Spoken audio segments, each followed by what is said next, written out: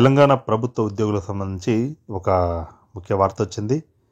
అది డిఏలకు సంబంధించి ఒకసారి చూద్దాం. ఒకసారి మీరు వీడియోని అయితే లైక్ చేయండి. రేపు ఉద్యోగ ఉపాధ్యాయ సంఘాలతో ముఖ్యమంత్రి సమావేశం.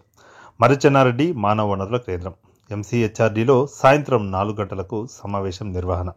పెండింగ్లో ఉన్న 4 డిఏలు ప్రకటించేలా సీఎం గారిని ఒప్పించాలని సంఘ నాయకులకు విజ్ఞప్తి.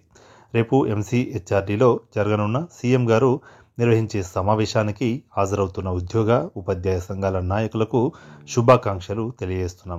గత 2 ఏళ్లుగా డిఏలు ఇవ్వకపోవడం వల్ల ఉద్యోగ ఉపాధ్యాయుల్లో పెరిగిన అసంతృప్తి గురించి వివరించి, గత ప్రభుత్వం మన పట్ల వ్యవహరించిన విధానాల వల్లే గత ప్రభుత్వం అధికారం కోల్పోయిన సంగతిని గుర్తు చేసి పెండింగ్లో ఉన్న 4 డిఏలను వెంటనే ఇవ్వాలని డిమాండ్ చేయాలని సంఘ నాయకులకు విజ్ఞప్తి చేస్తున్నాం.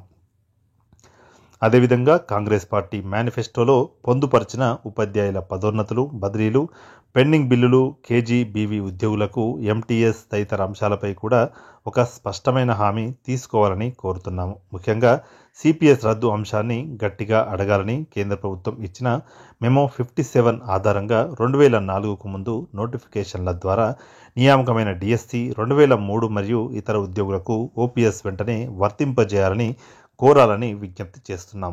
ఉద్యోగ ఉపాధ్యాయుల తెలంగాణ రాష్ట్రం.